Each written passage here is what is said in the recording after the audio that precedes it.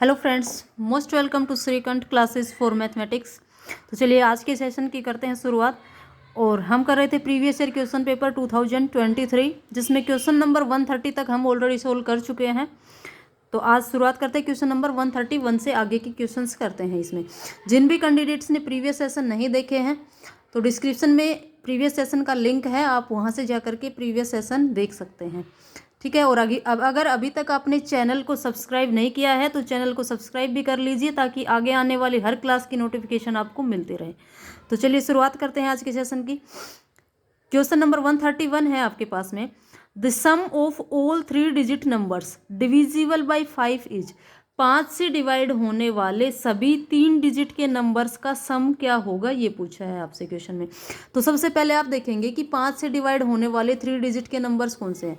तो इससे पहले 3 डिजिट के नंबर स्टार्ट कहाँ से होते हैं, तो आप देखेंगे कि 3 डिजिट का नंबर कहाँ से स्टार्ट होता है, 100 से। तो आप यहाँ से देखेंगे कि 100 तो 5 से डिवाइड हो जाता है। उसके बाद 3 डिजिट का अगला नंबर जो 5 से डिवाइड होगा वो क्या हो जाएगा, है 105। फिर इसमें 5 ऐसे ऐड करते चलेंगे 110। और लास्ट जो होगा 3 डिजिट का नंबर, तो लास्ट 3 डिजिट नंबर क्या होता है आपके पास में, 999।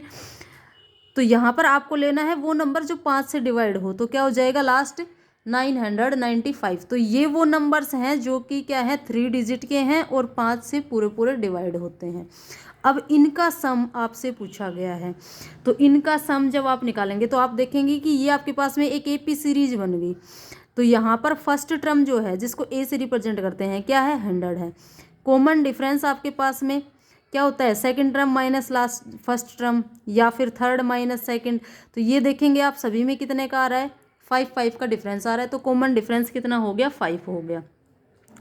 अब जब सम निकालते हैं, एपी सीरीज का सम जब करते हैं, तो इसके लिए सम किसी भी सीरीज का क्या होता है, अगर आपको उस सीरीज की एवरेज पता चल जाए, ठीक है, एवरेज और मल्टीप्लाई में नंबर ऑफ टर्म्स कि उसके अंदर कितनी टर्म्स हैं, ठीक है, तो आप क्या कर सकते हैं, सम निकाल सकते हैं। अब ये जो एवरेज होता है, तो ये एपी सीरीज के अंदर एवरेज क्या होती है आपकी, तो ये होती है फर्स्ट टर्म प्लस में लास्ट टर्म और डिवाइड बाई 2। ये क्या होगी आपकी एवरेज होती है, यानी कि फर्स्ट टर्म क्या होती है ए, और लास्ट टर्म को हम एल से रिप्रेजेंट करते हैं, डिवाइड बाई 2। ये क्या हो जाएगी, एवरेज हो जाएगी। और सम निकालना है तो इसको मल्टीप्लाई कर देंगे किससे, एन से। एन क्या है यहाँ पर, नंबर ऑफ टर्म्स है। तो अब ये तो आप निकालोगे, आपको डायरेक्ट फर्स्ट टर्म भी पता है, लास्ट टर्म भी पता है, तो एवरेज तो यहाँ से आपके पास में निकल जाएगा। लेकिन चाहिए आपको ये और क्या, नंबर ऑफ टर्म्स। तो नंबर ऑफ टर्म्स क्या कहाँ से आती हैं, देखो नंबर ऑफ टर्म्स जो होती हैं वो कहाँ से आएंगी। सबसे पहले आपको nth टर्म का अगर फॉर्मूला पता हो तो क्या होती है, a plus n minus 1 into d, यानी कि first term plus n minus 1 into common difference. ये क्या होती है आपके पास में, nth टर्म। nth मतलब कि लास्ट टर्म जो है ये होती है, ये l के बराबर हो गई। तो यहाँ से हमें चाहिए क्या, n चाहिए। तो n माइनस 1 इंटू डी क्या हो जाएगा, ये a इधर आकर के माइनस का हो जाएगा, तो ये हो गया l माइनस ए। अब n माइनस 1 क्या हो जाएगा, l माइनस ए, ये d इधर आकर के डिवाइड में, तो n क्या हो गया, l माइनस ए अपॉन में d, और ये 1 इधर आकर के प्लस हो जाएगा। तो आप डायरेक्ट ये आइडेंटिटी यूज करेंगे, ये सारा प्रोसेस जो है करने की ज़रूरत नहीं है आपको। आप डायरेक्ट क्या करेंगे, जब भी नंबर ऑफ टर्म्स निकालनी हो क्या करना है, लास्ट टर्म में से फर्स्ट टर्म घटा देंगे और उसको कॉमन डिफरेंस से क्या कर देंगे, डिवाइड कर देंगे, और फिर जो आएगा उसमें एक जोड़ देंगे। तो अब देखो यहाँ से लास्ट टर्म क्या है, 995, इसमें फिर फर्स्ट टर्म घटाएंगे 100 और उसको कॉमन डिफरेंस यानी कि 5 से डिवाइड करेंगे और उसमें 1 जोड़ देंगे। तो ये आपके पास कितना आ गया, 995 में से 100 घटाया तो कितना आ गया, 885 आ गया। इसको 5 से जब डिवाइड करोगे तो देखिए कितना आ गया, ये आपके पास में 5 से डिवाइड करने पर 5 1 जा 5, यहाँ से कितना बचेगा, 3 बचा, और ये आपके पास में कितना हो जाएगा, 5 7 जा 35, ठीक है। ये आपके पास में यहाँ से 5 7 जा 35, तो कितना बचेगा, 4 बचेगा, और 5 9 जा 45, तो ये आ गया 179, और प्लस में क्या करना है 1, तो कितना आ गया 180 आ गया ये आपके पास में। ये क्या आ गया, नंबर ऑफ टर्म्स आ गया। और एवरेज आप यहाँ से निकाल लेंगे, एवरेज क्या आ जाएगा, फर्स्ट टर्म कितनी है 100, लास्ट टर्म कितनी है 995 डिवाइड बाई 2, और इसको मल्टीप्लाई कर देंगे किससे, 180 से। सोल्व कर लो इसको, ये आपके पास में जब जोड़ोगे तो ये कितना हो जाएगा 5901। तो 1095 डिवाइड बाई 2 और मल्टीप्लाई बाई 180। 2 से इसको काटोगे तो कितने पे चला जाएगा, ये 90 पे। और जब इसको आप मल्टीप्लाई करेंगे तो ये आपके पास में मल्टीप्लाई करने पर कितना आ जाएगा, 9 पंजे 45, 4 9 9 81, 81 और 4 85 और 9 एकम 9 और ये 0। तो ये आ गया 98,550। 98,550 आ गया आपके पास में, जो कि कौन सा है, ऑप्शन नंबर 4 आपका राइट आंसर।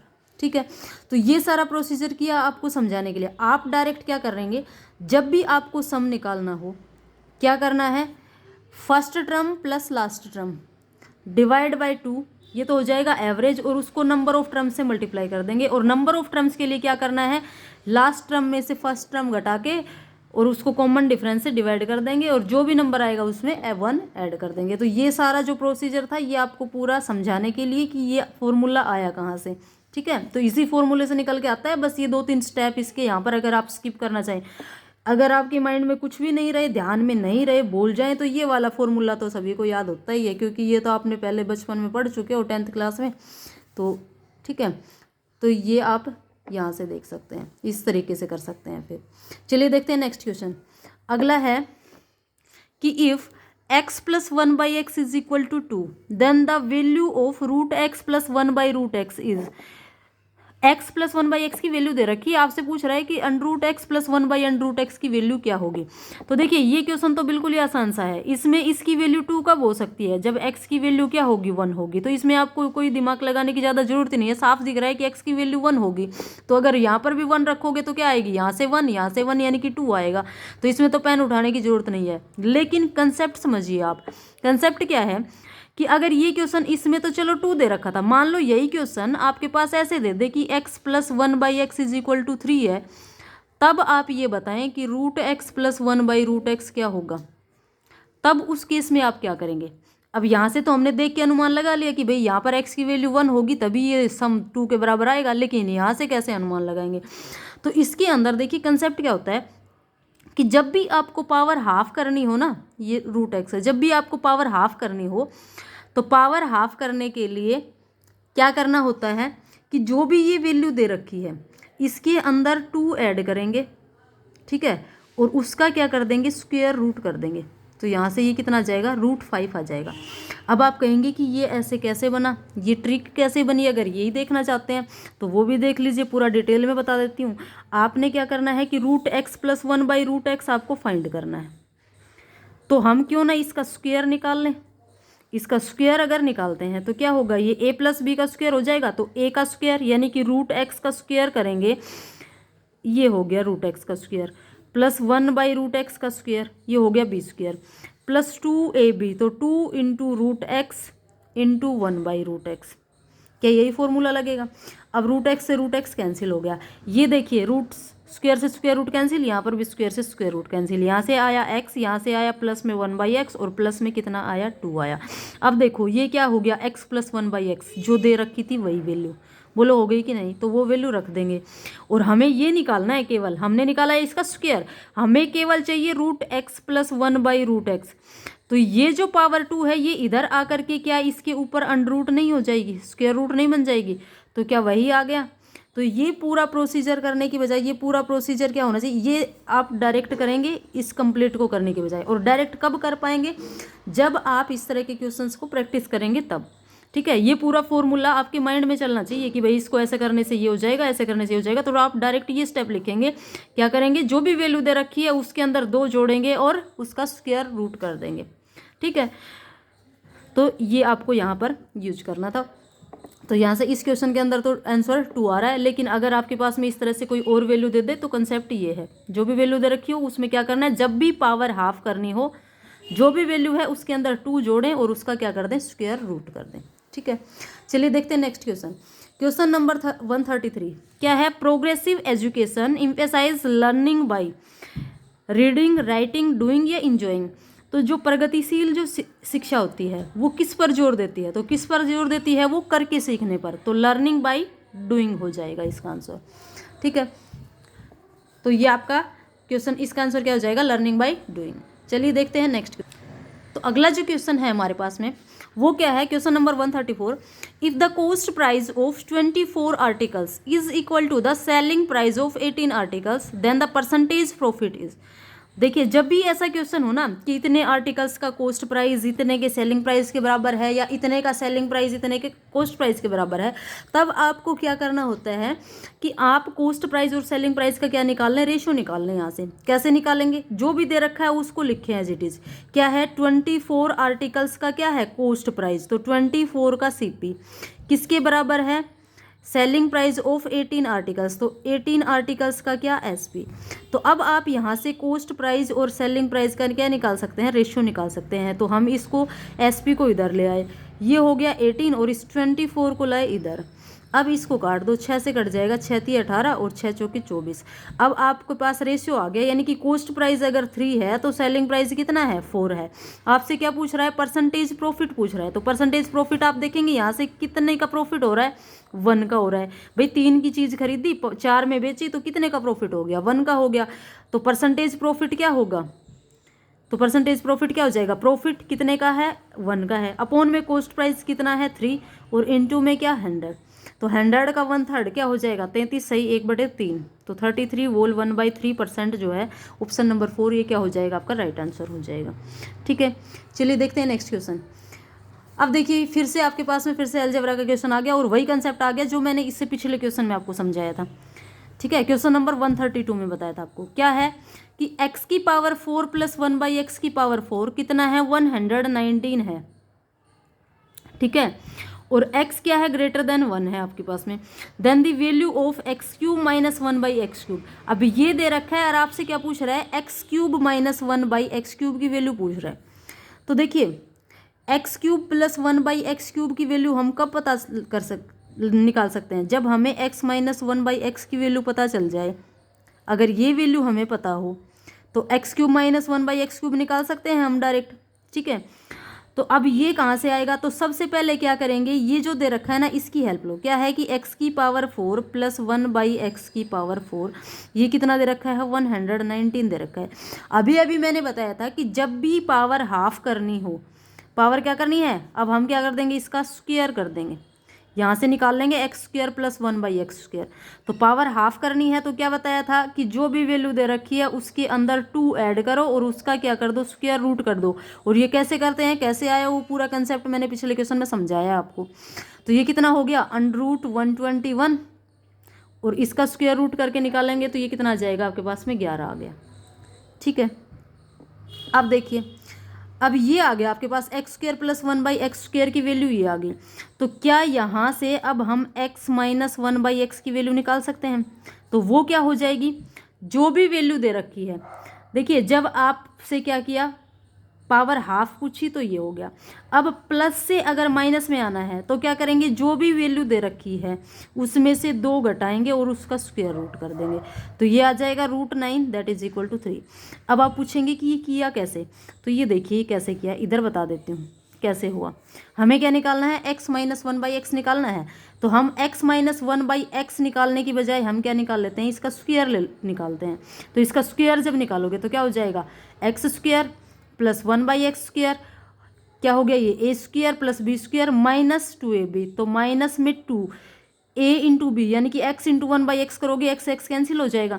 अब ये जो था ये वैल्यू हमें दे रखी थी, हमें अभी अभी निकाली थी, कितनी आई थी, 11 आई थी। तो क्या रख देंगे यहाँ पर 11 माइनस में 2। ठीक है, ये इसके बराबर हो गया। तो यहाँ से x - 1/x क्या हो जाएगा, ये जो पावर 2 है इधर आकर के √ हो जाएगी। तो यहाँ कितना बचा, 9 और 9 का रूट कितना हो गया, 3 हो गया। ठीक है, तो वही मैंने किया है। क्या करना, जब भी प्लस से माइनस में आना हो क्या करेंगे, जो भी वैल्यू दे रखी है उसमें क्या करेंगे, मतलब पावर हाफ भी करनी है और प्लस से किस में आना है, माइनस में आना है। तो 2 घटा देंगे। और अगर अकेली पावर हाफ करनी है और प्लस साइन का प्लस ही रहना है तो क्या करेंगे, 2 जोड़ेंगे, स्क्वायर रूट कर देंगे। और अगर साइन चेंज करके लाना है तो उसमें से 2 घटा देंगे और फिर उसका स्क्वायर रूट करेंगे। तो अब ये कितनी आ गई, वैल्यू 3 आ गई। अब आपके पास में x - 1/x की वैल्यू आ गई कितनी, 3। तो अब ये निकाल सकते हैं आप x³ - 1/x³।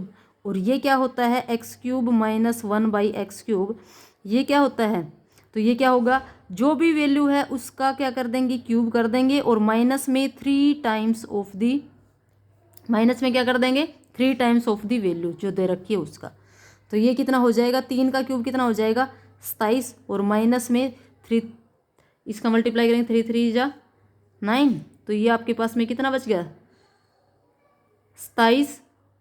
एक सेकेंड, ये क्या करना था आपने, x cube minus 1/x³ find out करना है ना, अच्छा माइनस फाइंड आउट करना है। तो यहाँ पर ये माइनस करने की बजाय ये क्या होगा, ऐड होगा, अपोजिट साइन लिया जाएगा। अगर यहाँ पर प्लस होता तो ये माइनस होता है, और अगर यहाँ पर माइनस है तो ये प्लस होगा, इसमें जुड़ेगा, तो ये प्लस का 9, तो ये आपके पास कितनी आ गई वैल्यू 36 आ गई यहाँ से। अब ये कैसे किया वो और देख लो, क्या दे रखा था आपको, x माइनस 1/x आपने निकाल लिया था, कितना आ रहा था 3 आ रहा था, दोनों तरफ क्या कर देंगे क्यूब कर देंगे, क्योंकि हमें क्यूब में वैल्यू चाहिए, तो इधर भी क्यूब इधर भी क्यूब।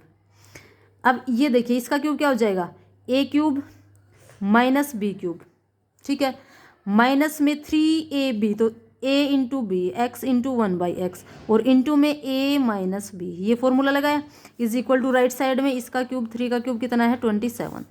तो यहाँ से क्या हो जाएगा x³ माइनस 1/x³, और माइनस में ये x से x कैंसिल, कितना बचा 3 into x minus 1/x, x minus 1/x की वैल्यू कितनी है 3 है, तो ये ठीक है, is equal to right side में क्या है 27। तो यहाँ से x³ माइनस 1/x³ जो है वो आपके पास कितना आ गया 27, और ये टर्म इधर आकर के क्या हो जाएगी प्लस हो जाएगी, +9, क्या वही नहीं आ गया, तो ये हमने डायरेक्ट यहाँ से ऐसे कर दिया, ठीक है। जब भी x माइनस 1/x दे रखा हो और आपसे क्या पूछे x³ माइनस 1/x³ पूछे, तो क्या करना है, जो भी वैल्यू x माइनस 1/x की जो वैल्यू है उसका क्यूब करें और उसमें प्लस कर दें क्या 3 टाइम्स ऑफ दैट वैल्यू, ठीक है। और अगर यहाँ पर माइनस की बजाय क्या पूछ लिया होता, जैसे ये यहाँ पर प्लस साइन में होता है ये वाला क्वेश्चन आपके साथ में, तब यहाँ पर ये माइनस हो जाता, इतना ध्यान में रखना है आपको, ठीक है। प्लस वाले में माइनस हो जाता है और माइनस वाले में ये यहाँ पर जुड़ जाता है, ठीक है। तो ये था अलजेब्रा का क्वेश्चन। चलिए देखते हैं नेक्स्ट क्वेश्चन। अगला जो क्वेश्चन है, the branch of philosophy that focus on nature of reality is, तो फिलोसफी की कौन सी ब्रांच है, दर्शन शास्त्र की वह कौन सी ब्रांच है, कौन सी शाखा है जो किस पर फोकस करती है, नेचर ऑफ रियलिटी के ऊपर फोकस करती है, यानी कि वास्तविकता के ऊपर फोकस करती है, ठीक है। तो इसके अंदर जो है आपका आंसर हो जाएगा, ये हो जाएगा मेटाफिजिक्स जो है, तत्व मीमांसा जो है वो किसके ऊपर फोकस करती है, नेचर ऑफ रियलिटी के ऊपर फोकस करती है, ठीक है। ये जो है आपके पास में कनेक्टिनिज्म, तो ये हो जाएगा आपके पास में ये वह ये दिया था किसने, थॉर्नडाइक ने, संबंधवाद, क्या है ये संबंधवाद, किसने दिया था, थॉर्नडाइक ने दिया था। क्या होता है इसके अंदर, जो आपके पास में वो होता है ना स्टिमुलस और स्टिमुलन, तो उनके बीच का जो संबंध था, यानी कि किसी को भी मोटिवेट करने के लिए किसी चीज़ की जो लालसा दी जाती है एक तरीके से, तो उनके बीच का जो रिलेशन था वो किसको दर्शाता है, संबंधवाद को दर्शाता है, ठीक है। पेडागोजी आपको पता ही, तो ठीक है, तो इसका आंसर क्या हो जाएगा, मेटाफिजिक्स हो जाएगा। चलिए देखते हैं नेक्स्ट क्वेश्चन।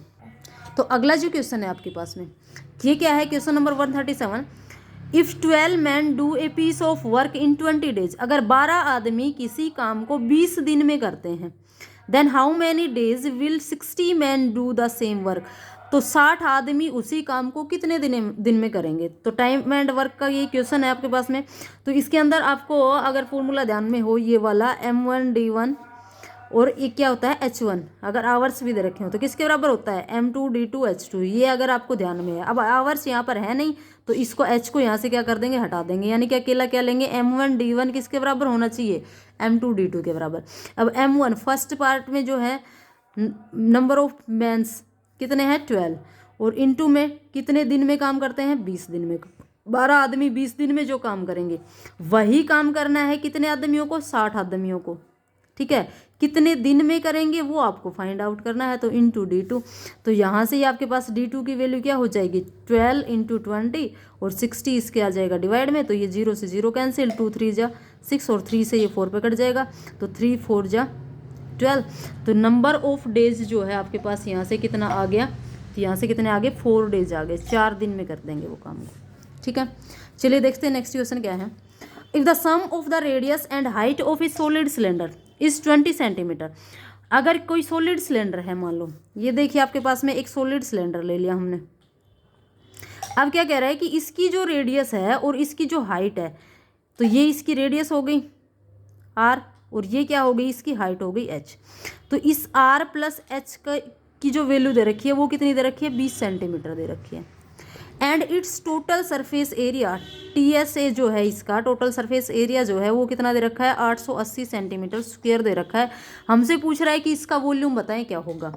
तो यहाँ से देखिए टोटल सरफेस एरिया का अगर आपको फॉर्मूला याद हो तो क्या होता है, ये 2 pi r into r plus h, यही होता है। टोटल सरफेस एरिया क्या होता है भाई, इसका कर्ड सरफेस एरिया और इस दोनों साइड के बेस का एरिया। तो कर्ड सरफेस एरिया क्या होता है, 2 पाई आर एच होता है। उसके अंदर अगर 2 पाई आर स्क्वायर और ऐड कर देंगे तो ये बन जाएगा आपके पास में, दिस इज इक्वल टू 880। ये आपको गिवन है।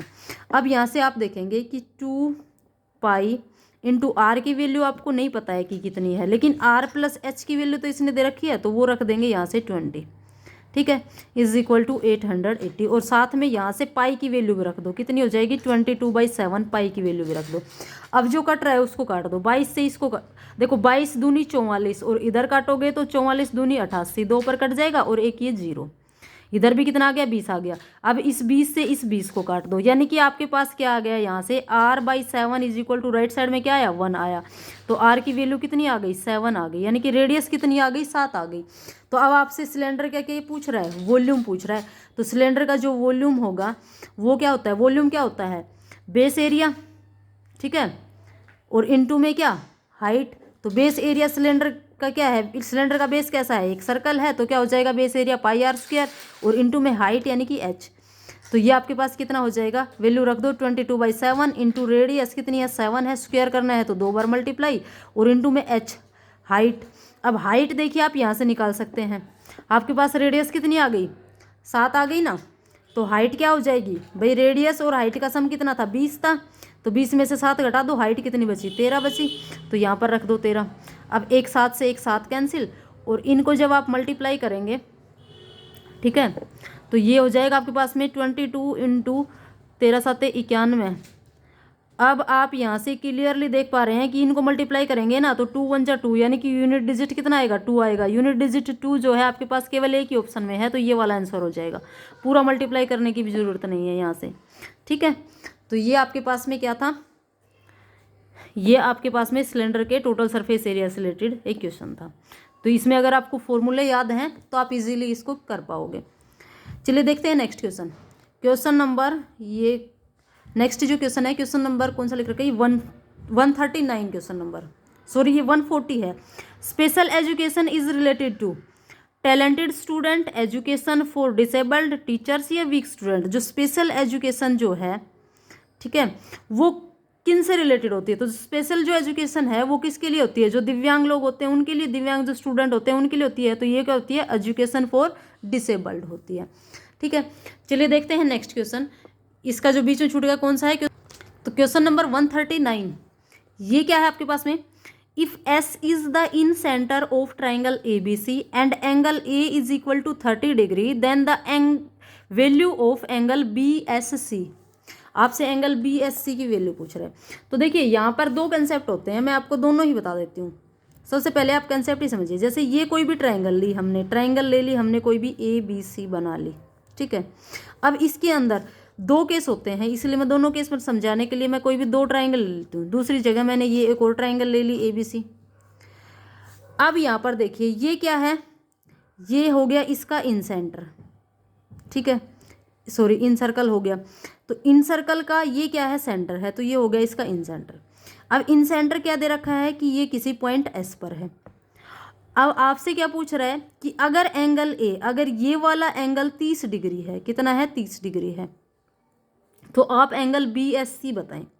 BSC तो ये कौन सा बनेगा, ये वाला, अगर इन लाइंस को मिला देंगे तो यहाँ पर जो एंगल बनेगा। तो अब आप यहाँ से कंसेप्ट समझिए, पहले क्या होता है कि जब भी ये जो इन सेंटर बनता है, ये कैसे बनता है, जो ये एंगल बाइसेक्टर्स होते हैं ना, ये जिस पॉइंट पे इंटरसेक्ट करेंगे तो उससे क्या बनता है, इन सेंटर बनता है।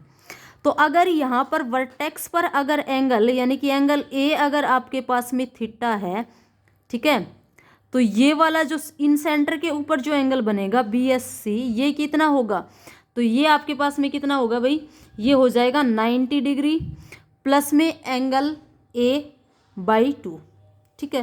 तो ये कितना हो जाएगा 90 डिग्री और प्लस में एंगल ए कितना दे रखा है 30/2, तो 90 प्लस 15 कितना हो गया, ये 105 डिग्री आ जाएगा आपके पास में। तो ये तो है ऐसे, जब ये एंगल क्या है इन सेंटर के ऊपर बन रहा हो। एक होता है एक्स सेंटर। एक्स सेंटर कैसे, मान लो कि इस ट्राइंगल के, इसी ट्राइंगल के अंदर अगर हम इन साइड्स को आगे बढ़ा दें तो अब ये एक्सटीरियर एंगल बने यहाँ पर। अब अगर इन एक्सटीरियर एंगल्स का हम बाइसेक्टर लें, इन एक्सटीरियर एंगल्स के क्या लिए, बाइसेक्टर लिए, वो बाइसेक्टर्स इस पॉइंट पर इंटरसेक्ट कर रहे हैं। अब अगर आपको ये एंगल ए थीटा दे रखा है, तो ये वाला एंगल अगर आपसे पूछ ले अब कि ये एंगल कितना होगा, तो आपको ध्यान में रखना है कि ये वाला एंगल आपके पास कितना हो जाएगा, तो ये हो जाएगा 90 डिग्री माइनस में एंगल ए बाई 2। जहाँ पर इन सेंटर के ऊपर बन रहा था वहाँ 90 प्लस ए बाई 2 हो रहा था, यहाँ पर क्या हो जाएगा, अगर आउटसाइड में बनेगा तो क्या हो जाएगा 90 माइनस एंगल ए बाई 2 बनेगा, ठीक है।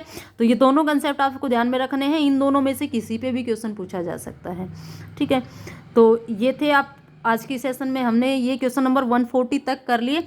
आगे के क्वेश्चंस देखते हैं नेक्स्ट सेशन में, ठीक है। तो अगर आपको आज की क्लास अच्छी लगी है तो इसको ज़्यादा से ज़्यादा शेयर कीजिए, चैनल को सब्सक्राइब कर लें और पढ़ते रहें, तब तक करते रहें, अपनी प्रिपरेशन को कंटिन्यू रखें। मिलते हैं नेक्स्ट सेशन में, थैंक यू।